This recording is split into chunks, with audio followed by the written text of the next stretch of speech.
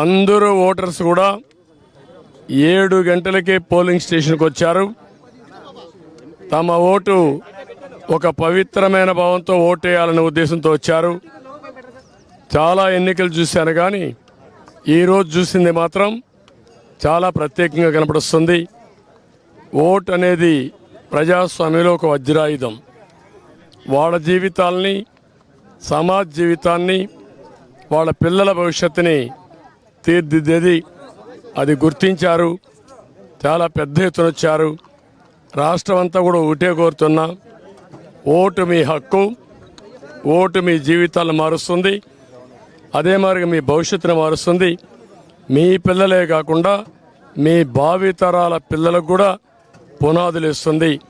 దయచేసి బాధ్యతగా ప్రతి ఒక్కరూ రావాలి, ఓటు వేసుకోవాలి, ఓటు వేయాలి.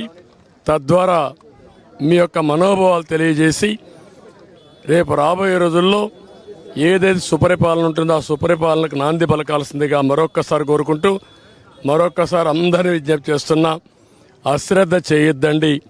ప్రతి ఒక్క వ్యక్తి యొక్క బాధ్యత. ఎక్కడో అమెరికా నుంచి, హైదరాబాద్ నుంచి, లేకుంటే బాంబే నుంచి, వివిధ నగరాల నుంచి, బెంగళూరు నుంచి, చెన్నై నుంచి, అనేక నగరాల నుంచి వాళ్లే డబ్బులు ఖర్చు పెట్టుకుని అభ్యర్థులు తెలియకపోయినా ఒక పార్టీ విధానాలతో వాళ్ళు ముందుకు వచ్చే పరిస్థితికి వచ్చారు.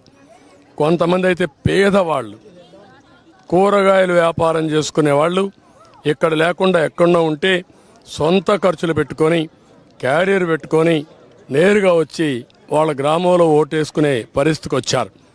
ఇది నా జీవితంలో ఎప్పుడు చూడలా. ఇది నిజమైన ప్రజాస్వామ్యం, ప్రజాస్వామ్య స్ఫూర్తికి ఇది నిదర్శనం. అందరినీ మరొక్కసారి అప్పీల్ చేస్తున్నా, ప్రతి ఒక్కరూ రండి, మీ ఓటు హక్కును ఉపయోగించుకోండి. ఏ వ్యక్తి కూడా నేను చూశాను, వికలాంగులు, వృద్ధులు, నడవలేని వాళ్ళు వీల్ చైర్లో వచ్చి ఇది నా బాధ్యత, నేను ఓటేస్తానని చెప్పినప్పుడు నాకు చాలా ఆనందం కలిగింది. ఒళ్ళంతా పులకరించే పరిస్థితి వచ్చింది. ఇది వినూత్నమైన అనుభవం. అందరికీ మరొక్కసారి అభినందనలు. ఎలక్షన్ కమిషన్ కూడా ఎప్పటికప్పుడు కంప్లైంట్ చేశాం. ప్రాథమికంగా మాకు పొంగునూరు వచ్చింది, మాచర్లో వచ్చింది, 2 దిక్కల్లో వస్తే అప్పటికే నేను కంప్లైంట్ చేశాం. అధికారులతో మాట్లాడుతున్నాం. అదే మాదిరిగా ఎలక్షన్ కమిషన్ కూడా అప్రోచ్ అయ్యాం. నేను ఒకటే ఎక్స్పెక్ట్ చేస్తున్నా, ఎలక్షన్ కమిషన్ ఆధ్వర్యంలో ఎలక్షన్ జరుగుతున్నాయి. ఇది రాష్ట్ర ఎన్నికల కమిషన్ కాదు. ఆ విషయం ఈ నాయకులు గుర్తుపెట్టుకోవాలి. ఎవరైనా ఒకటే కోరుతున్నా, ప్రజాస్వామ్యంలో ప్రజాస్వామ్యాన్ని అపహాస్యం చేయాలని ప్రయత్నం చేస్తే మాత్రం ఎట్టి పరిస్థితుల్లో మా కార్యకర్తలు కూడా గమనుండరు. జనైన్గా లా అండ్ ఆర్డర్ ప్రకారం మీరు ఓట్లేయండి. ప్రజా అభిష్టం నెరవేరాలి, దానికి మేము కట్టుబడి ఉంటాం. కానీ ప్రజాభిష్టాన్ని వమ్ము చేసే విధంగా రౌడీజంతో, గూండాయిజంతో మా ఏజెంట్లు కిడ్నాప్ చేస్తే మాత్రం ఎట్టి పరిస్థితుల్లో పోషించాం. ఎలక్షన్ కమిషన్ డిమాండ్ చేస్తున్నాం, పోలీస్ అధికారులను డిమాండ్ చేస్తున్నాం. ఎక్కడా అవాంఛనీయ సంఘటనలు జరగకుండా కాపాడవలసిన బాధ్యత మీది. ప్రతి ఒక్కరి వ్యక్తికి స్వేచ్ఛ ఉంది, స్వేచ్ఛగా ఓటేయాలి. ప్రతి ఒక్క రాజకీయ పార్టీకి స్వేచ్ఛ ఉంది, వాళ్ళ ఏజెంట్లు పెట్టుకునే హక్కు ఉంది. వాళ్ళ ఏజెంట్లు అలో చేయాలి, మీరే ప్రొటెక్ట్ చేయాలి. అది మీ బాధ్యత.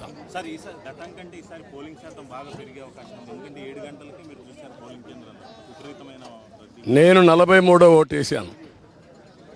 అంటే నేను వేసే కొంది 43 మంది వేశారు ఒక బూత్లో.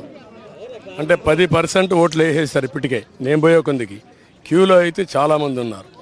అంటే ఊరు కదిలొస్తున్నారు. ఏదైతే ఓట్ల పండగ అనుకున్నామో ఆ ఓట్ల పండగ కనపడుస్తూ ఉంది. ఇది ప్రజాస్వామ్య వేడుక. ప్రజాస్వామ్యాన్ని పరిరక్షించుకోవడానికి ప్రజా చైతన్యం ఇది ఒక నిదర్శనం.